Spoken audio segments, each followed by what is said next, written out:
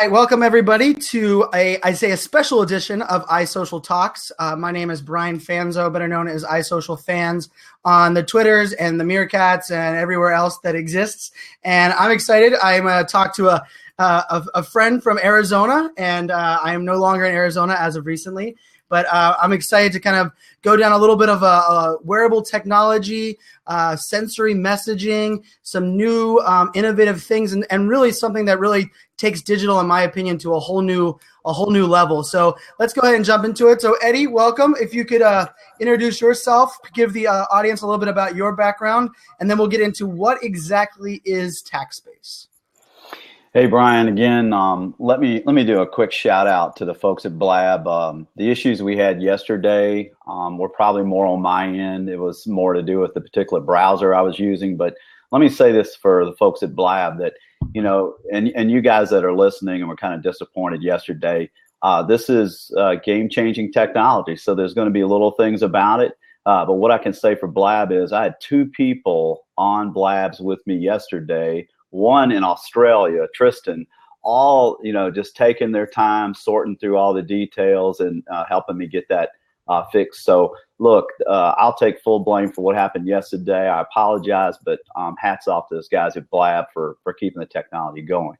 So look, usually when I introduce myself, I say things like, well, I am the inventor of sensory messaging. At least I have a utility patent, that says that. I am the founder of the company TACTonics and the developer of two products. One we call TACTspace, which is the mobile app that you'll be using one day, I hope. And the other is the TACTpuck itself. Brian, you've got one of these. There we go. Yep. The TACTpuck itself is the wearable device we'll talk about today. But that's not who I am. That's just what I do. I'm like probably a lot of people on this Blab. I'm a father. I am a husband. I am a brother to a sister. I'm a real faith, family, friends guy. I love sports, play a lot of tennis, a little bit of golf. I like snowboarding, and those kinds of things. So I've just relocated out here in Arizona. It's pretty hot here, Brian, but I was born and raised in Virginia. So I'm trying to get back there whenever I can to see my parents and my wife's parents. So it's all good, folks. I appreciate you joining today, and hopefully we can share something of value. And again, I can't wait to get your your content and your advice and take away. So yeah, I love that, and for those that are listening, TACTspace is currently doing an Indiegogo campaign, and we're gonna share some a special that's going on just because of this Blab interview that we'll kind of talk about at the end. But Eddie, I love the story. I couldn't agree more on being a proud dad and so much more. A shout out to you when we were going to do this interview, and I was excited to have you on, and you sent me some of the swag and the sensory puck, and you sent pairs of socks for my daughters with Frozen on it. And I tell you, my social philosophy, and I use the hashtag all around, and I tell everybody, is show you care. And I think, in a technology space, in a world where we are connected to our devices, and I love that. I love everything about technology. I feel show you care is all the little things. And I can tell you, you won over my family, you won over my wife. My daughters were taking pictures in their socks. And it really was, an element there of, the importance of family and kind of going, above and beyond just what, I would say the normal or the average thing is today. So I'm curious, we're going to get into really what this is, what the campaign is, what your tools are, and even probably a little bit more into your background. But before we get there, I as someone, I'm wearing wearable technology. I have 52 devices. Yeah, there you go. We're Pebble. We have a lot in common. You're in Arizona. I moved from Arizona. You were from Virginia originally. I'm living in Virginia. I went to college in Virginia. There's so much stuff that goes on that I love technology. I think technology is exciting. But maybe the term sensory messaging kind of scares people, or they don't really understand what it is. But I tell you, for me, the YouTube videos that you guys have put out really talk to me, or really beyond what I would say words or a text message could do. So could you get into exactly what is sensory messaging, kind of keep it in the layman's terms side, and then kind of break it down. And those of you that are in the comment section on Blab, or you're watching on Meerkat or Periscope, feel free. I'm gonna ask Eddie a couple questions, bring in some of the story, and then I would love to bring you on video. I have One of our friends, Lindsay, is going to jump on and share her story. And then if you have questions throughout, just let me know. I'll be recording them. My community manager, Kristen Cardos, who is a rock star, shout out to Kristen, getting up early for us out of Fort Worth, Texas today, supporting me inside there. So I see lots of my friends, Robert Stern, Tech Stud, the Australia blabbers are strong, and they showed up in force today. So a shout out to all of them. Thank you guys for using Tell a Little Bird. But so Eddie, what is sensory messaging? Yeah, it's probably like a catch-21 in some ways. You know, you invent something, you have to give it some kind of name. If it wasn't unique, it wouldn't be a novel invention. But the phrase sensory messaging seems to kind of scare people a little bit, and it's probably been part of the reason it's so hard to get people to understand it quickly. So I think everybody knows what wearable technology is, and that's just gone crazy right now. In fact, the wave is so big, I'm sometimes concerned that we're a very small part of a huge wave for wearable technology. But let's think of it this way. If you spend time texting every day, reach out and show your love to Brian there. I mean, most of you guys on the phone are people who text, and I do too. I got to tell you, when I saw texting come out, I didn't really understand it. But if I wanted to have a conversation with my kids, I better figure out how to text. Well, the thing is, when we receive text and we send text, we're only using one, maybe two of our senses. What are they? Well, the sense of sight, being able to read, see letters and words, turn them into understanding of the communication that we're trying to do between each other. So I would tell you that we're only using a fraction of our brains when we communicate in this way. Touch messaging is something that we do every day. So Brian, you and I have never met. If I were to come out there and see you in Virginia, what's probably the first thing we would do? I can tell you what, I turned tweets into hugs. So we would take a big hug, and then we'd probably even take a selfie right after that. We're on those kind of terms already, are we, Brian? So we at least shake hands or give a hug. Why? Because we're driven when we communicate to touch. Now, I'm not meaning that in a weird way. We hold hands with people. We slap them on the back. We touch them on the arm. We give them a high five. Look down at the bottom of the screen. What is the way to give your props to folks in Blab? Reach out there and give them the high 10, or if you will. So these are all ways to reach out and touch if we're in person. But what do we do if we're not in person? What do we do if we're remote? We want to reach out and touch. I think it's funny if you go on Facebook. I can't touch you as much as I'd want to. And I would love, you asked the question there, how many people in the Blab that are in there right now? We have 63 people watching live. Wow. Type in a number one if text message is right now your first form of communication when you're getting a hold of someone, or type in number two if it's phone call or something on that matter. So a one if it's text message. Look at all those ones coming through. Hi, Ryan Hanley's in here. Cheers, Ryan. Robert Stern. Hey, Best Gov Con. How's it going? Kathleen. We got Lindsay, Ohio Social Mama. There's a two. So I think we had almost all ones. We had Andy was creative and said 1.5, and then two. So go ahead. I didn't mean to cut you off. No worries. No worries. Touch. Yeah, the point that I was trying to get to is that look at Facebook for a minute. You've got all these ways to reach out and communicate to people, but you remember, I think it's still there. You have that poke idea on there. Even on Facebook, people want to poke each other, right? They want to reach out and touch each other. That little nudge, that little I don't know, flirtation thing, maybe like that. So here's my question. Let's cut to the chase. What if we could communicate remotely using a wearable device where we could truly poke the other person? We could truly send a message using your other senses of touch, of sound, and of sight as well, to supplement the kind of things we do in texting. We use also sensory messaging, so that you're allowed to use some of your other great senses to interpret the message. And I'll give you more reasons why that is more attractive, to people, not the least of which it frees you from your phone, so you don't have to literally read the message every time. You can feel the message against your skin. And now with wearable technology, just simply Bluetooth paired to your phone, you'll be able to push that message from your phone to the wearable against your skin. You'll be able to feel that message without doing any reading, without doing any typing. Instead, you'd be able to feel the message in a discreet way where no one else around you will know that you're receiving it. So I can tell you, when you were talking about it, going after your senses, I was curious if we were going after the sense of smell, but I think that would be an odd one if you could kick the device off and, Brian, and some smells would go off. It's in the patent, my friend. It's in the patent. It's not even that difficult. So let's talk a little bit about sensory messaging. So think about, I'm going to give you a new word today, okay? The word is tacting, Tacting. So instead of saying, hey, I'm doing my texting today, or I sent a text today, you're going to be saying, I want to send a tact today. TACT is short for the word tactile. Tactile is a word that just simply means having to do with the sense of touch. Now, other technologies have used the word haptic messaging, which means pretty much the same thing. But we use the word tactile, and again, it is trademarked. So one day, I hope that we'll be talking about tacting as much as we do texting today.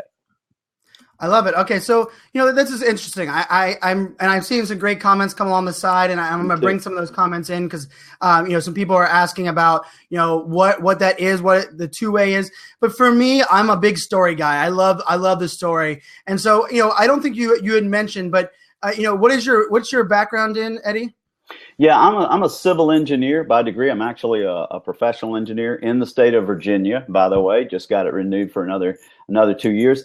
But most of my career has been working in product development. So either on the product development engineering side or the application engineering side. So from that standpoint, I've been involved in developing products for a long time. But they were all like building and science products, let's call it. Products that you would see developed for high-rise buildings, for sustainable building design, green building design. I'm very honest and open. I don't suffer from a big ego. So I'll tell you that I don't know anything about consumer electronics. 5 years ago when I got this idea, it was my first time delving into understanding, consumer electronics and how people use those today.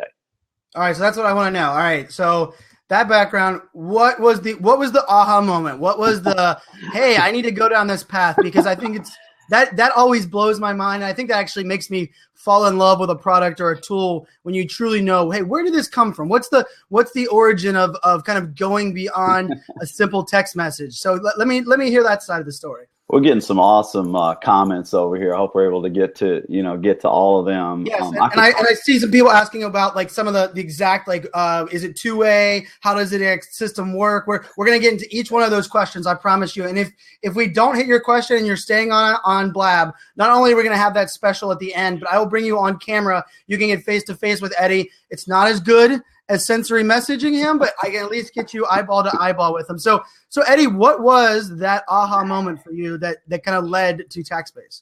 Well, I'll warn you, it's a bit of a story, but I'm going to keep it short as I can. For me, the first time I began to think about an idea like this really was watching other people's behavior, and how they were communicating. So the first story starts like this, Well, we had, phones in the home like everyone else. My teenage kids were growing up and they were on the phones all the time, right? Trying to fight them off the phone at home. One night I come home and I'm seeing my daughter, instead of being on the phone, typing away on the desktop computer. Back in the day, you had this thing called AOL, America Online Instant Messaging. Now, if you remember that, give some hands up to Brian there. Yeah, I love that. I like to say I'm a pager-wearing millennial, but I am also an AOL Instant Messenger. I grew up with AOL Instant Messenger. I think it came out when I was in high school. So yes, I'm very familiar. So think about that for a minute. Why would anyone want to talk? Want to actually type their messages with no kind of feeling or emotion or rise and fall of the voice, rather than pick up the phone and talk to their friends? Why would she do that? That just really baffled me. All right, let's fast forward a little bit, and out come the cell phones. Everybody's got one. Everybody's using one. You can get on the phone and talk to whoever you want to, anytime, anywhere. Instead, we see people texting. We see people with their fat fingers on a little bitty screen trying to type out all these things they want to say. Why would they want to do that? Makes no sense to me. It's like going back in time to the telex days when we couldn't talk live, at least long distance, so we had to type out our messages. We actually prefer it. We actually would pay more to be able to have text servicing rather than talk on the phone. For me, again, a fascinating human behavior. And I would love everybody that's in the chat, and if you're on Periscope here, unfortunately, because we love leading with bleeding edge technology, my iPad decided to restart itself, and I thought it was a good time to do that now. So the Meerkat is down for the moment. But those of you that are watching and listening, I would love for you guys to let us know in both the chat and the comments, how many of you, when text messaging first came out, did it seem kind of like what Eddie's saying? We were almost going backwards in technology. I remember, I had like one of those Razor phones that didn't have a full keyboard. And I was like, why would I have to I have to type three times to get to a letter and then 6 3 times. But I do remember, my aha moment on text messaging was when I got a device with a full keyboard.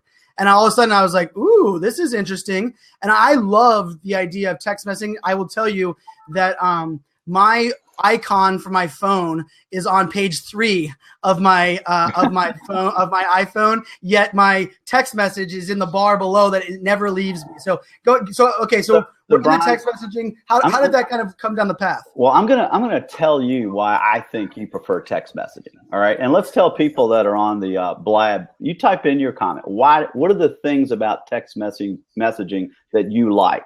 And I'm going to throw a few of them out there. I've got like 5, but I'm just going to give you like 1 or 2 or 3. So the first one is discretion. Okay, believe it or not, people prefer to receive their messages in a way that's secret. And if I'm having a telephone conversation, everybody around me can hear it. Remember those days? So now people send text messages because you can receive that message, read it discreetly, and no one else knows. So I think everybody knows that. The other one I think is this age of multitasking. So if you look over there at Brian, he's an amazing guy. It's not that he talks fast. It's not that he tweets fast. Brian's product is what you see, on the screen right there. And he is an amazing multitasker.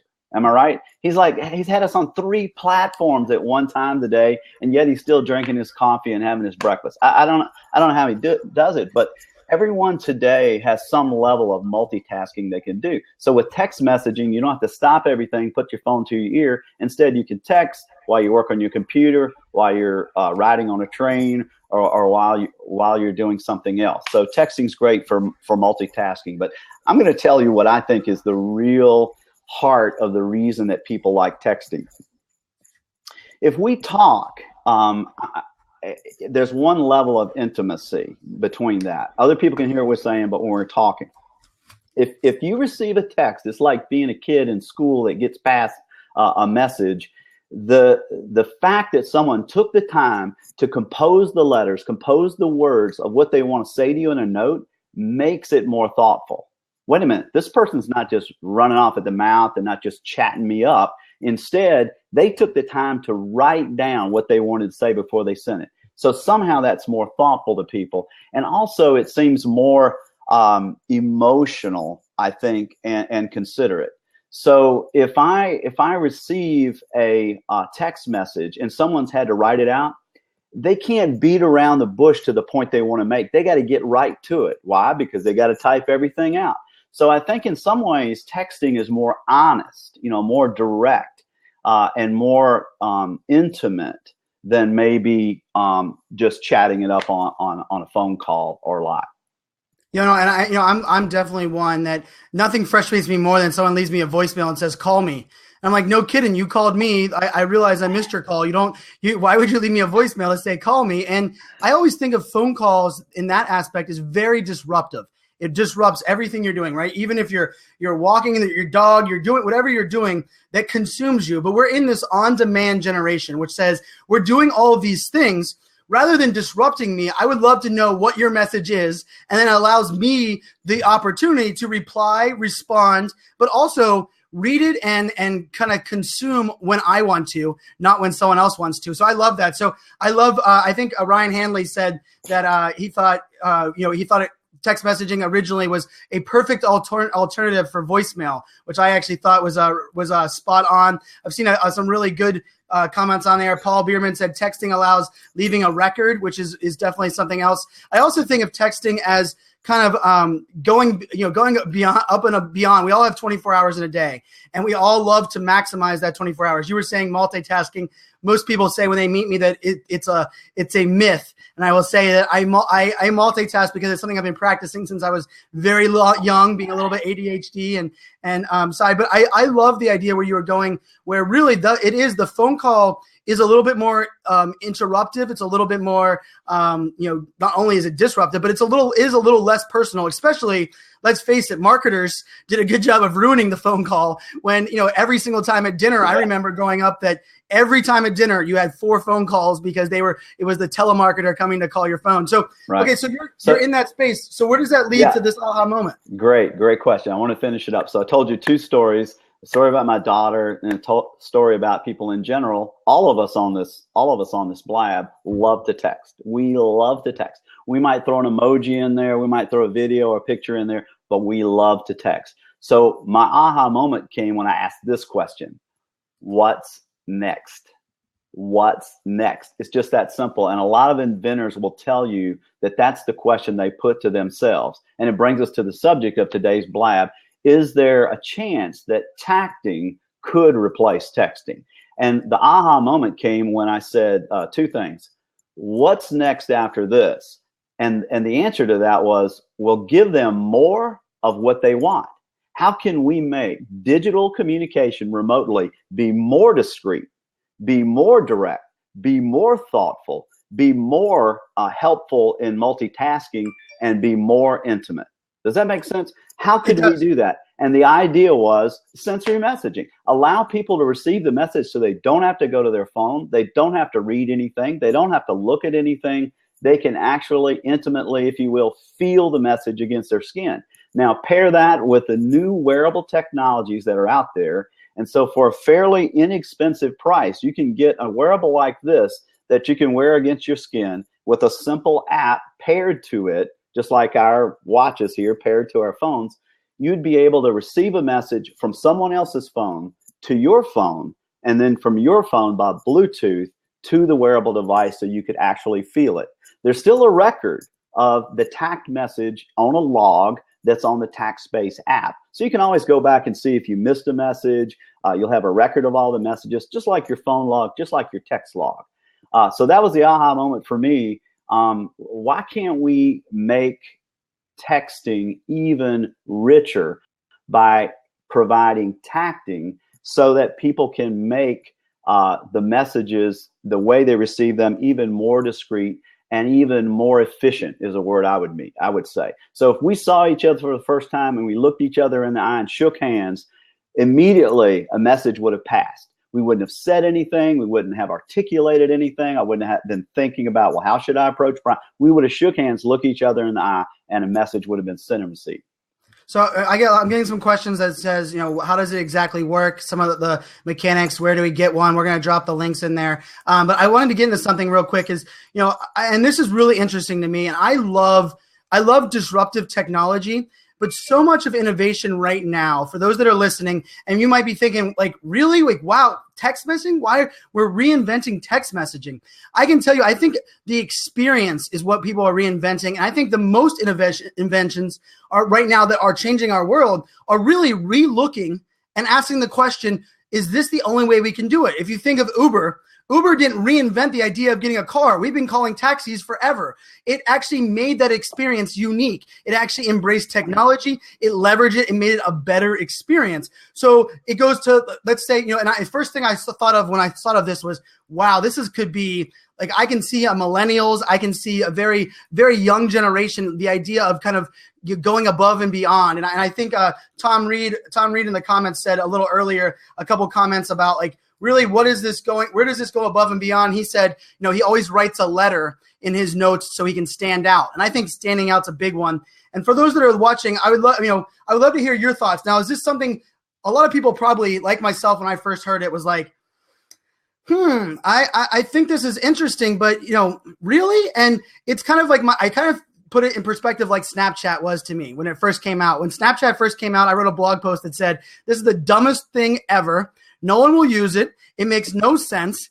And I said, this just doesn't, I just don't get it. And then I started re-looking at it and figuring out not only how younger generations were using it, but really where Snapchat kind of came in. And not only was it allowed to be very personalized, but it was very one-to-one, and it was kind of going beyond just the typical social media that existed out there. And it allowed you to give kind of a personalized one-to-one message that really was discreet, but at the same time allowed you to really connect at a level you could never before. And those that understand the power of live streaming, Eddie, you found me, we kind of connected through social, but ideally you really found me through live streaming.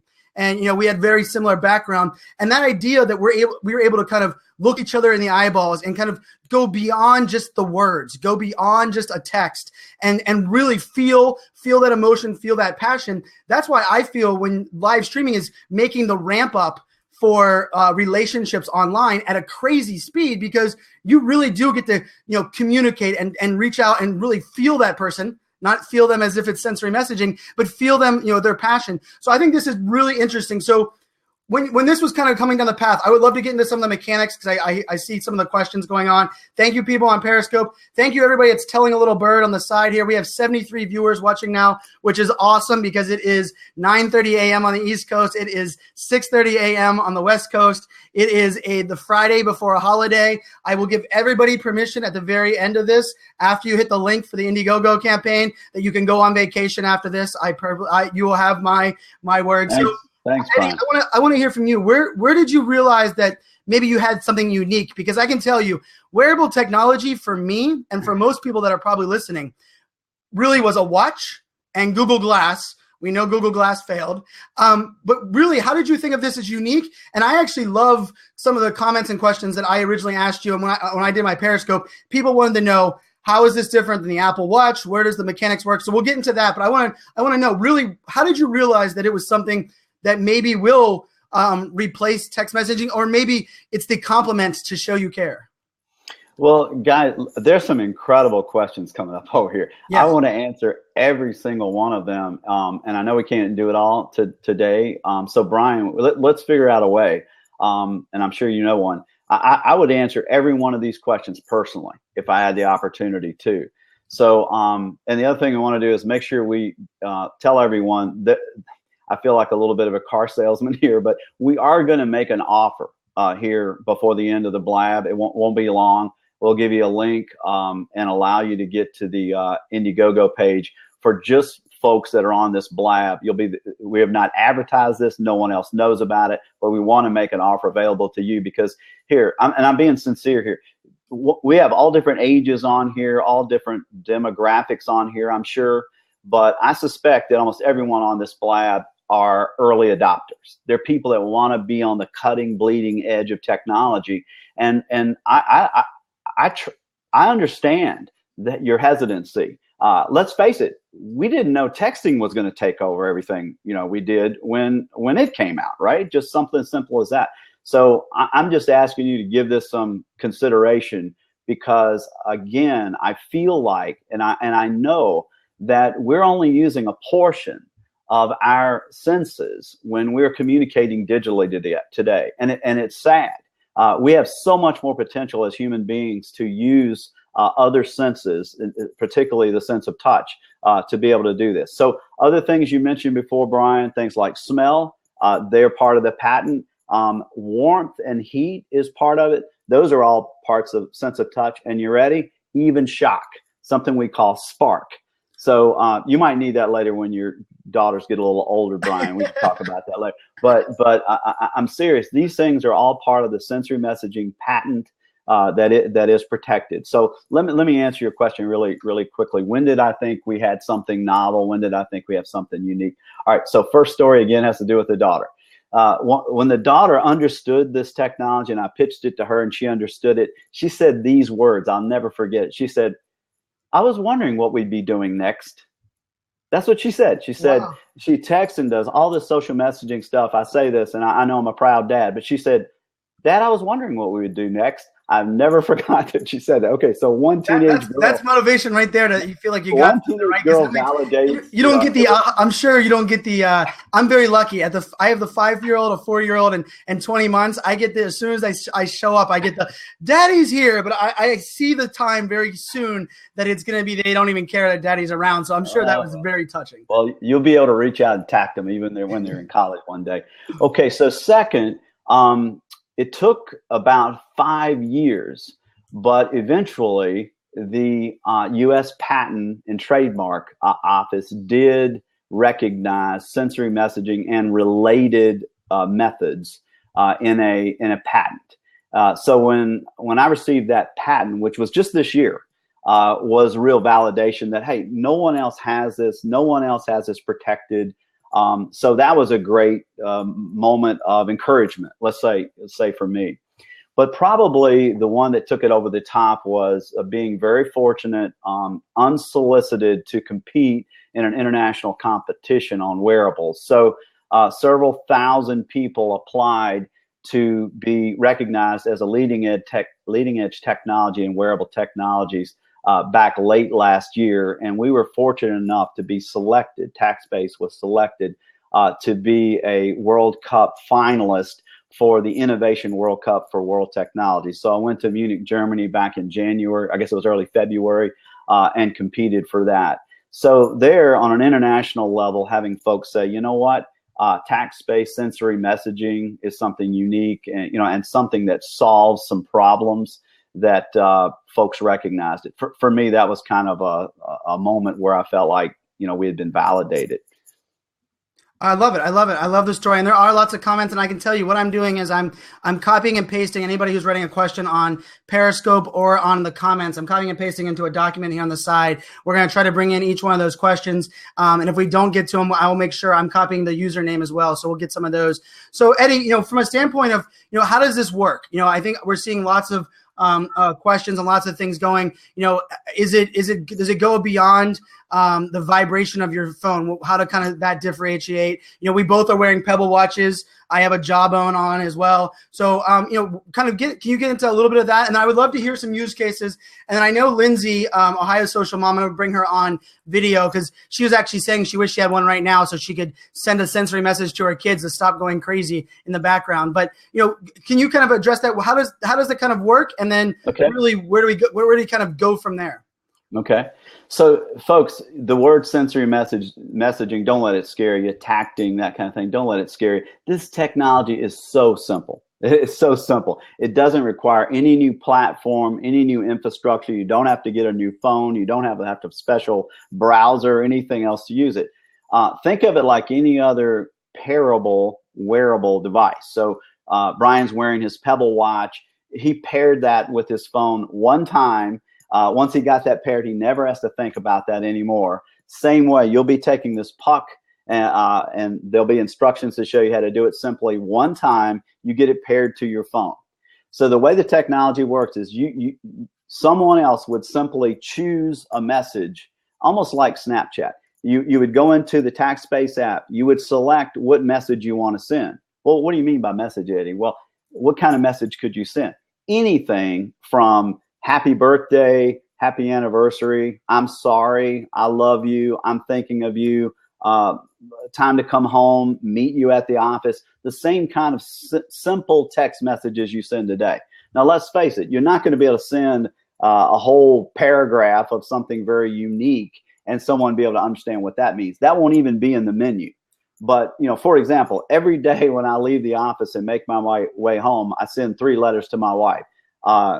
CHN, coming home now, just to let her know, dinner and all that good stuff. And she's trying to organize everything going on at home. So we have lots of text messages we send repeatedly over and over every day, every week. These are the kind of messages that will be in the menu. You open the app, you choose the message from a prescribed menu.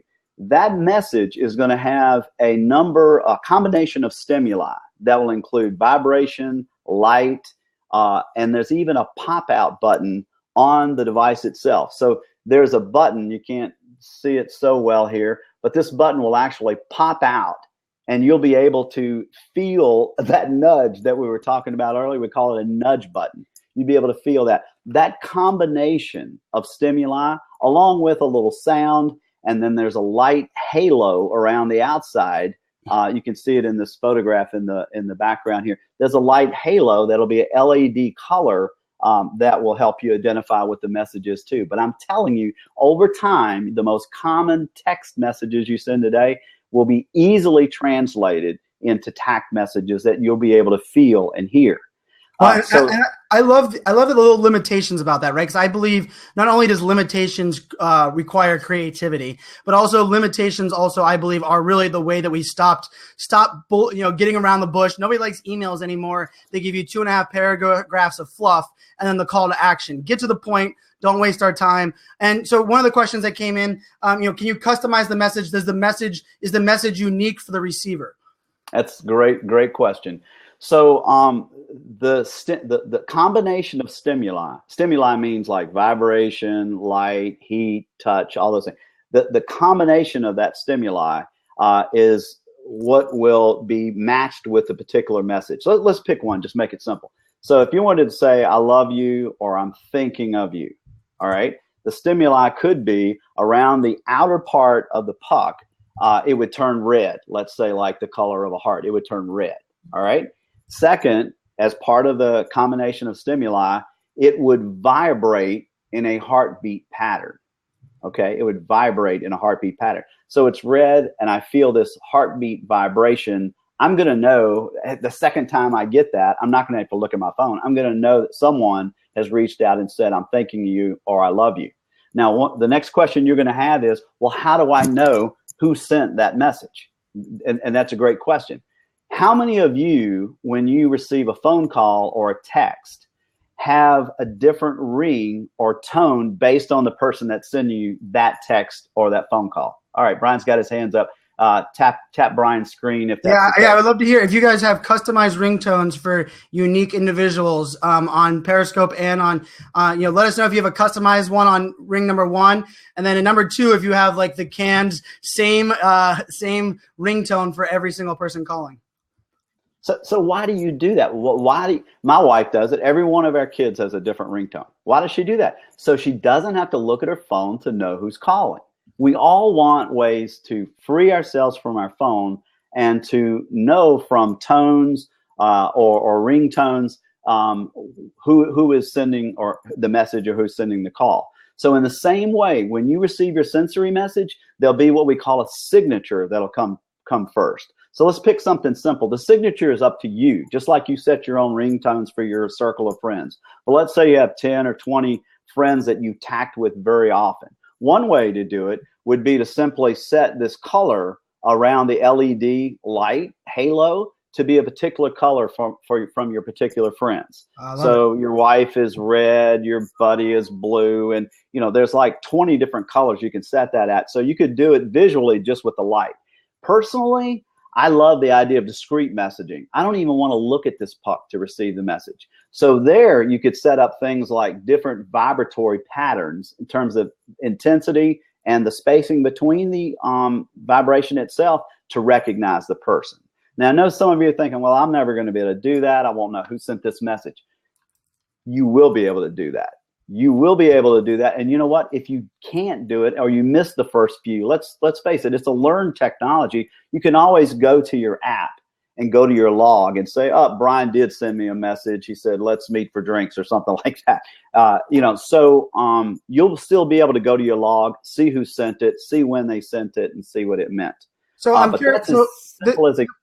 I love that idea. And I love, for me, wearable technology, like I said, for me, it seems like it's always been on your wrist or on your head, right? On your eyes. But I love the aspect of this that that doesn't have to be the only use case.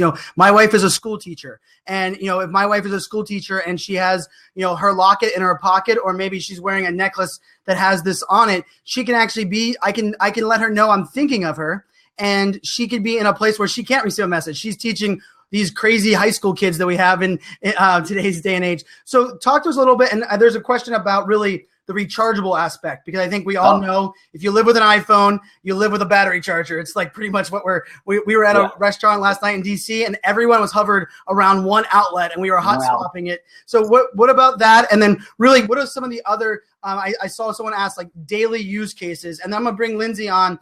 Lindsay, if you want to jump in this open seat over here, I want to bring her on just for her thoughts on it. But let us know what are some of the places you can do it. I know I have one of the the bands here, but I'm just curious, what are some of those other ones? And then the recharging one, I think is a good question. Well, that's a great question, and we like to say something silly at TACTspace. Unlike other technology, including the watch, including the iWatch, unlike those wearables, we don't want to tell you where to wear your wearable. I know that's silly, but no, I love that. I'm dead serious. I'm dead serious. If you want to wear this wearable around your neck on a locket that you can see so other people know that you've received a message, let's face it, there are people like that. They're at the dinner and their locket on their necklace begins to glow and vibrate. They want people to say, hey, what's going on there? And you're going to want to tell them, oh, my boyfriend just sent me a message saying he's thinking of me, or my husband just sent me a message to say he just got home from work, whatever, okay? Other people will wear it longer underneath their clothing so they can just feel it against their skin, and they want to receive that message discreetly. You can certainly wear it on your wrist. We have wristbands available, as well as the one that I sent you. We're not really enamored by any particular one of those. Any of those are fine. We know this is part of a fashion statement for some people, and we want them to be able to wear it that way. But I had my daughter take a pair of socks that I had and actually put a pocket in the sock so that I could slip that in the pocket and wear it against my ankle, and feel the vibration as well. I can tell you one of the first use cases I thought was really unique. My community manager, Kristen, is in here, and her husband is prior military. So shout out to all those that are serving around the world and those families of military. But he's a biker, and she said her first thing was, I can message my husband while he's on his bike and let him know I'm thinking about him, and he doesn't have to pull out his device. He doesn't have to look at a text message. And I laughed. I was like, wow, I drive a Jeep Wrangler. My Jeep Wrangler has the top down. I make it a point, especially in my Jeep, it has no doors, no windows, that I hide my phone away from me because I do not want to be disrupted, and I know I have a bad attack. So like to me, I love the idea of the creativity that where you could use it in different cases, you could customize different ways to use it. I think that's really, really unique. Well, we looked at, to answer the second question, we looked at different power technology, okay? And a lot of the wearables that are out there today just have disposable batteries, right? You use it, it's good for a year or something like that, and then you pitch it or you replace a disposable battery. We didn't want to do that. We didn't feel like that was a sustainable thing to do. So there is a charge port on here, very much like your watch, Brian, that you'll be able to recharge the battery for this.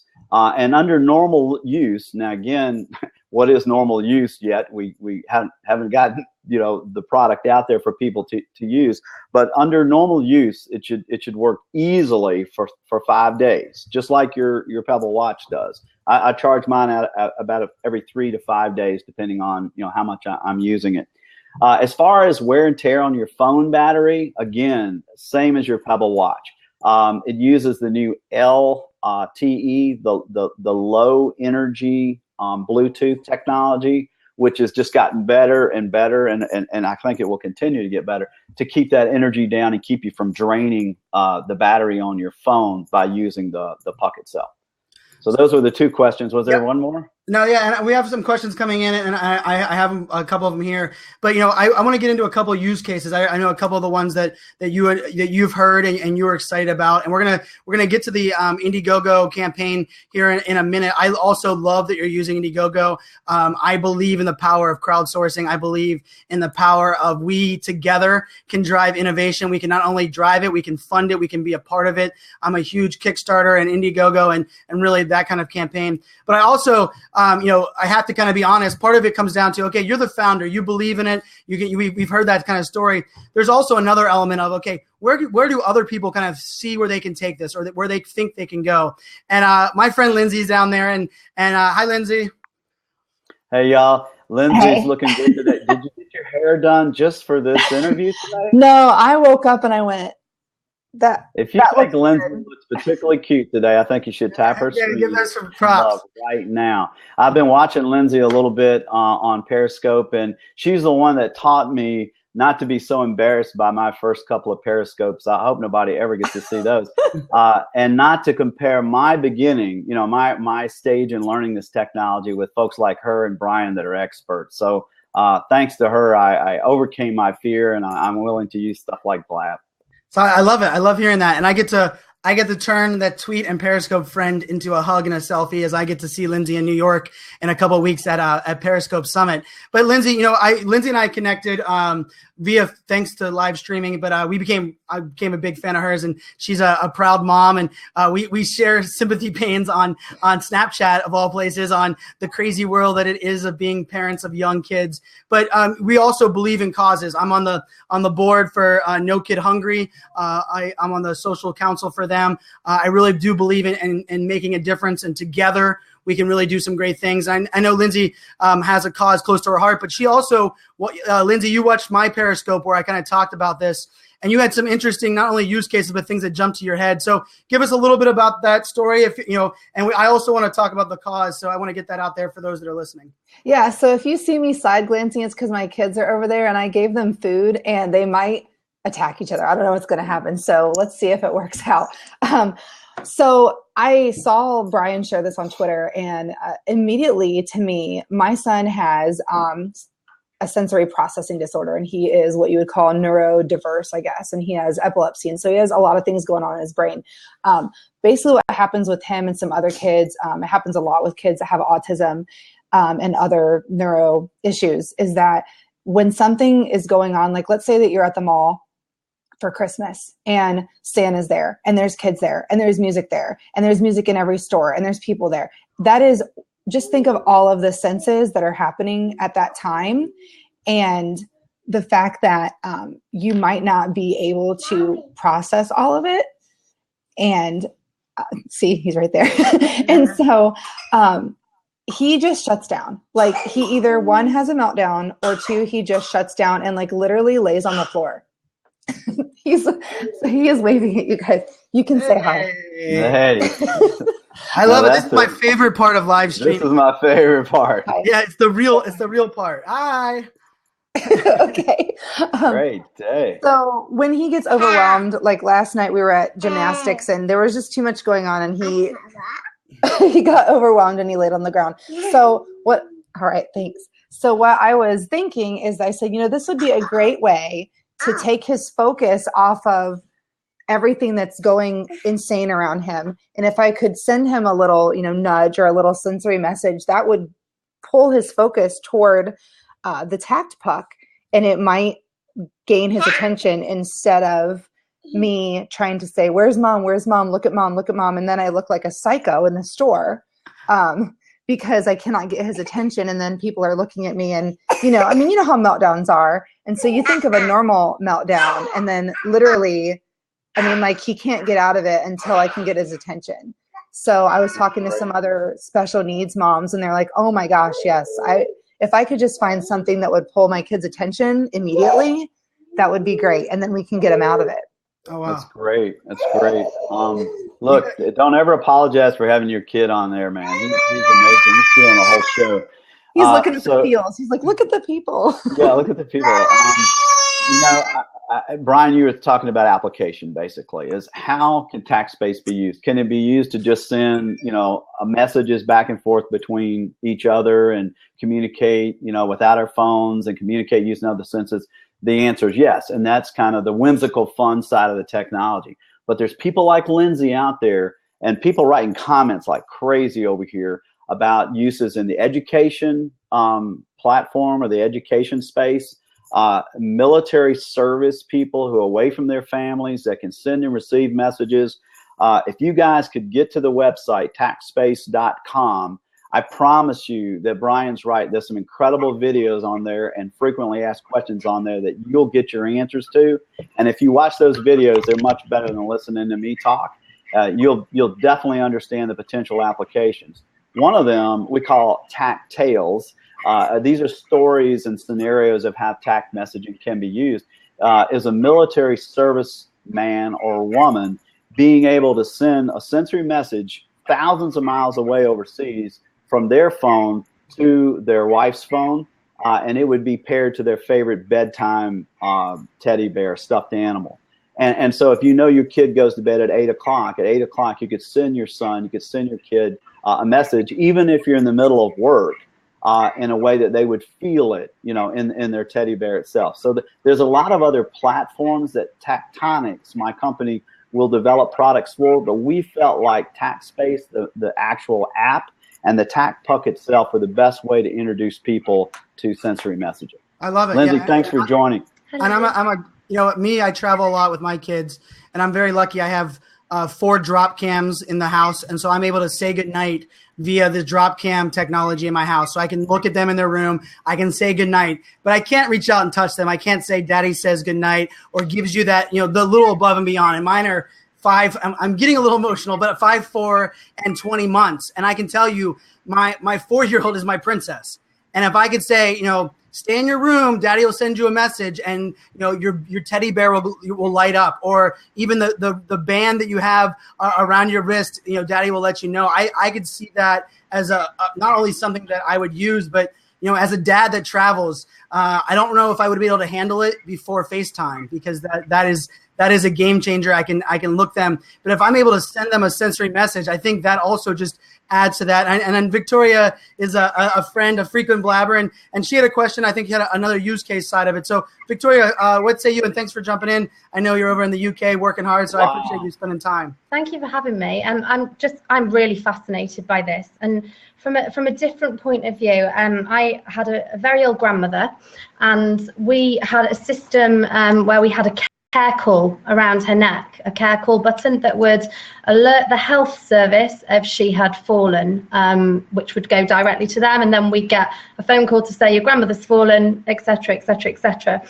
So my thought was, is this something that could be used as like a 2-way communication process? So if it's like pre-programmed, so a parent would be able to message their elderly mother to say, are you okay? And then for them to be able to come back with it, I'm okay tonight. So there's that peace of mind. So is it Victoria or Vicky? Victoria. Victoria. Yeah. And, Victoria, thanks so much for joining. And from the UK, I can't believe it. I'm delighted to answer your question with a yes. So also on the TACT Puck, there's a small button. There's one side of the TACT Puck that has the pop-out button that you receive the nudge. On the other side is a button for you to acknowledge that you received the message. So if a person was wearing the device and you were concerned, that are they okay, and you'd like to know that, and instead of her getting her phone, maybe she can't get to her phone or whatever, she'll be able to press this button, and they would immediately send a message back to whoever sent her the message to say whatever you wanted it to say. You would have to pre-program that. So most people would pre-program it to say, thanks for my TACT, or thanks for my sensory message. You type whatever you want, but it's going to go back to the phone that sent the message. That's so amazing. I think the answer is yes, is that could be incorporated in there. The idea was not to take the wearable and make it really expensive and difficult to use. So you can't type out a sensory message on this puck. You got to use your phone for that. You got to use the app for that. Yeah. But you can simply reach over, press the button, and whoever sent you the sensory message, they're going to get a acknowledgement that, hey, I got your message. Thank you for sending it to me. Okay. Yeah. I have a good friend in the UK who came over and actually helped with one of the video shoots we had. And I wonder if you could tell me this. In the United States, man, we can put our phone to our ear while we're driving. We can look at our, we're not supposed to, and it's in some states, and it's enforced in different ways, right? Like in New Jersey, you can't even put your phone to your ear. In other states like Georgia, half the people on the road have got their phone to the ear. Tell us about that in the UK, and tell us how a TACT Puck that wouldn't require you to go to your phone might help. It would massively help. They're hugely strict in the UK. If you're caught on your phone, you're charged, basically. You're fined. It puts points on your license, can lead you to being banned from driving. So it would massively help. I can tell you in Washington, D.C. last night, I went and met up with some friends in D.C. last night. There is a giant sign over the highway as soon as you enter Washington, D.C. that says, "You will be fined and ticketed for using your smartphone device and it's only Bluetooth." And so for me, I immediately grabbed it from my cup holder because it's a tendency that I do it at a red light. I try to be better at not, and I immediately put it up on the dash as the Jeep because it was a GPS, and I left it away from me. And I was like, I don't want that. And so I love that there's some really great use cases going on. The visually impaired was one that that people brought up that could really send sensory messages to visually impaired. One of my favorite ones I just never thought of until they just said that was said, pickup time at school. So you could send that message to the kid and the kid would know, okay, mom's out front or dad's out front. So I love that. Thank you so much, Victoria, for jumping in and answering your question. And so now I went from the UK till we go even further across the world to Cara in Australia. How are you, Cara? I'm well, thank you, Brian. How are you? Hi, how are you? So I'm really interested in this. One, because I'm a mum of 2 kids. My daughter is about to enter middle school, which means she'll be on a separate campus to where my son is. And so the big thing is getting cell phones for them so that you can text the kids and say, look, I'm on my way, I'm coming. And I do that with my husband. I'll send him a message and say, look, I'm on my way. We're on our way home, so can you please start dinner, all of those kinds of things. So that's one thing that I would say, look, this is perfect because it means that I don't need a cell plan for my daughter, because from what I understand, is it Bluetooth enabled? Is that the way it does it? Or simple Bluetooth paired? Yep. As long as your phone or tablet is Bluetooth capable, you'll be able to use the puck. So that is perfect for me. So the question that I had as well was, you were talking about kids. Ohio Social Mum was talking about kids with sensory issues. So I have a degree in psychology, so this is where I'm coming from. So kids with sensory issues will often stick stuff in their mouth because they enjoy the sensory feeling in their mouth. Is it likely to be swallowed? Is it of a size that they could swallow the device? I'm sorry, this is something that I need to know, and the parents will want to know. So, well, I think it's a great question. This is the size. I'm holding an American U.S. quarter here, and this is the size. So it's a good bit larger than a quarter. Obviously, thicker than a quarter. I'm not an expert on child safety. I don't know if this would be a swallow hazard, or not. I'm being very honest. For me, I immediately thought, I wouldn't, my kid would lose it if it was in that. So for me, putting it into, a zippered wristband or putting it into, and someone was asking about, Brian, I'm not sure you would want to send a message or send that little device in their bed. And to me, even putting in something like a teddy bear where it has the zippered pocket, and then they can get the message or even the light from through a device. Like one of my first thoughts, Eddie, when you first brought this up, I thought, wow, there could almost be an entire market of devices that could support sensory messing, the TACTspace puck, to where you had people designing toys, or especially for sensory, for some of the kids that maybe it was a special socks the kids wore that had, like, my daughter has giant Hello Kitty like plush thing in the back of her sock, and I'm like, how is that comfortable? But imagine if that giant Hello Kitty had the sensory puck sewn into the back of it, and my daughter would get it on her wrist. So it's a great question. I love that this audience. Thank you guys, everyone that's tuning in, and we have 214 people. We've had 70 plus this entire time. The amount of use cases and people that are jumping in. And I see that my friend Ian said he has some things in the UK, Eddie, that he wants to reach out to you about. And I told him that you would get that. So thank you so much, Car. Do you have another question? Or Yeah. Just to say, I know when my kids were in childcare, the thing that they said was, the film canisters for the old wind-on films, like the analog films, anything that would fit inside of that is too small. So, but that looks like it would not fit. It would not fit inside of it. So, okay, fabulous. Thanks, thank you so much for joining. Great comments. And one of the things that I'm trying to do, and the reason I'm so desperate to get this product in people's hands, Brian, is I want the people to not only help fund this and get it started, but to help develop it.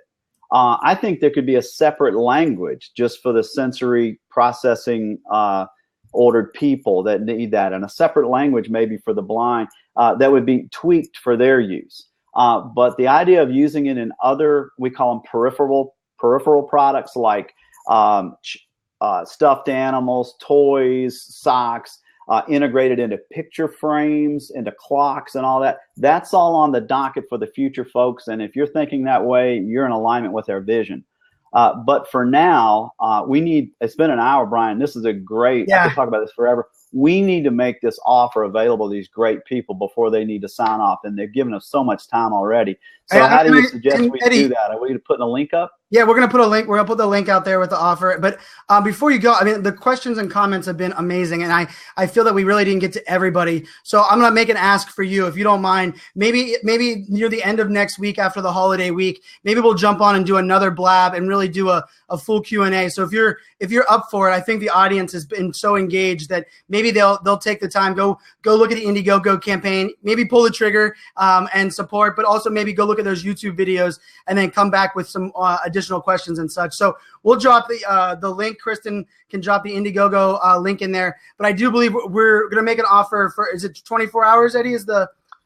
Yeah, the idea, folks, this is an unadvertised idea. We are running an Indiegogo campaign. We got about 38 days left on this campaign, and I'm going to be straight with you. We don't have a lot of traction, and that's why I'm bringing Brian in, and I'm trying to use every means necessary to get this technology, the knowledge of the technology, in the hands of folks out there. So the Indiegogo link is up there right now. Now, you've probably been wondering the whole time, what does this product cost? We plan on retailing it at about $99. So something that's much less expensive than an iWatch or something like that. We've had it up for early bird special now. I think we've offered 50 of them at $89, okay, on the Indiegogo campaign. For the next 24 hours, we're going to make 50 of them available for $59. So that's, if my math's right, about 40% off the retail price, only for folks that happen to have heard about it on this blab session today.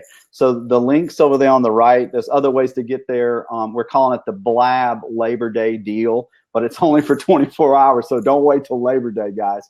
I would just be very honored and blessed if you guys would get out there and support it. Use up these 50, we call them perks. Use up these 50 perks on there. Take advantage of that $59 price. I can tell you right now, there's not much margin or profit in those, but I want you early adopters to have the first chance to get in there and get it. And maybe that'll create the momentum we need to have a successful crowdfunding campaign. Now, those of you that aren't familiar with crowdfunding, let me just tell you this. Real quick, Eddie, those that are listening on Periscope, I'll tweet out the link. So if you follow me, iSocialFans, and TACTspace, we'll tweet out the link that those that are watching on Periscope that say we can't see the link. I will tweet out the link from my Twitter account. So go to my Twitter account. It'll be the top tweet. And for the next 24 hours, those of you that are watching, I'm going to pin that tweet to the top of my Twitter account. So if you go to my Twitter account over the next 24 hours, you'll see it as go ahead and that way you can see the link there if you don't have somewhere to write it down or maybe you forget about it. So, but yeah, go into Eddie, I want to give you a shout out before you get into the Indigo campaign and the crowdsourcing. I believe in the power of people. I believe in the power of crowdsourcing. I'm doing a keynote. My keynote, for those that are going to the Periscope Summit, I haven't really released the name of my keynote, but my keynote, this will be the breaking news on my side. My keynote is, the title is "We Are Greater Than Me." And I believe in the power of community. I also believe in the power of live streaming. I will tell you that I don't know if Eddie and I would have connected if it wasn't for live streaming. Although he's from Virginia, lives in Arizona now. I was in Arizona, just moved to Virginia. But I will tell you guys, there you go. And I'll make sure to get that out there across the board. We'll get that bit.ly out there. You guys take a screenshot. But I can tell you, if you believe in the power of live streaming, the power of community, the power of crowdsourcing, I think this is only the beginning of being able to do this. And I'm beyond impressed that we did an early morning after our technical issues yesterday, that we got all of these people on. We've had this much of an engaged crowd for a full hour. We will, Eddie, I'm gonna grab your time. I'm gonna pull you back on here next week. We'll do a full Q&A. You guys will be able to bring in more questions and answers. But I love it. So give them a little bit on that Indiegogo campaign, and then we'll let everybody go, and hopefully you guys support the cause. If anything, I'm gonna throw up the link. I'll lock in the time, but I'm gonna throw up the link right now to a future Q&A, so you guys can subscribe to it. The time might change, but at least you guys can subscribe to it and get a notification when we do go live with the Q&A. But Eddie, give a little bit of background on the Indiegogo campaign, and then we'll let everybody go. Yeah, everybody's been really patient. Great comments. I'm going to answer every one of these questions. I love doing it. It's the favorite. It's the best part of my job. So I will get you an answer real quick on any Indiegogo campaign or any crowdfunding campaign. When you contribute, you're actually pre-ordering the product. You're not throwing your money out there like to a charity, which charities are good, but it's not like that. You're actually pre-ordering the product.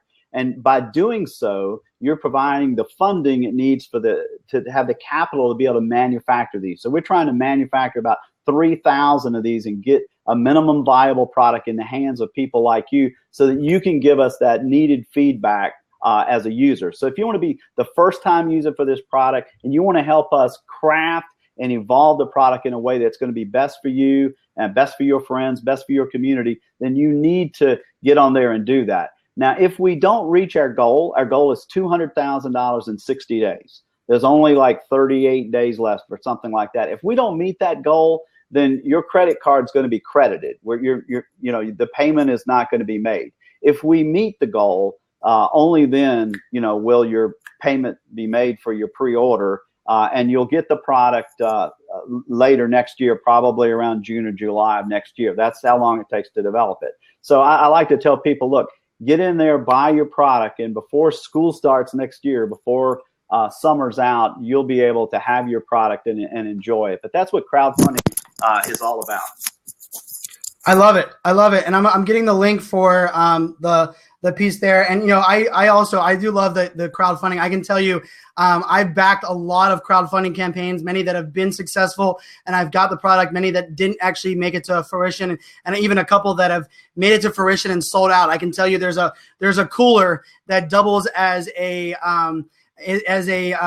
generator and a blender mixer, and I didn't pull the trigger early. I waited, and when I went to go get what I wanted, I unfortunately missed out. So I will recommend, because of that, if it doesn't get funded, you get your credit back. I love that you clarified that. But if it does get funded, you didn't miss the boat. And not to mention, we're going to do this 24-hour blab piece. So yeah, make sure you guys check that out. And I'm going to drop the link. So I just set it up for a time next week. But Eddie and I will confirm, because I just kind of threw this at Eddie to jump on some more time. So the link, if you guys that are watching on Blab, if you click the link I just posted, that has a future Blab scheduled. I scheduled it just 6 days out. The time might change, but if you subscribe to that, you'll get a notification of it. And if you can't make it, you'll get the email replay from Blab of that actual session, so you won't miss out on the open Q&A that we'll have with Eddie again. But Eddie, I want to thank you. I want to thank you for using social and live streaming the right way. And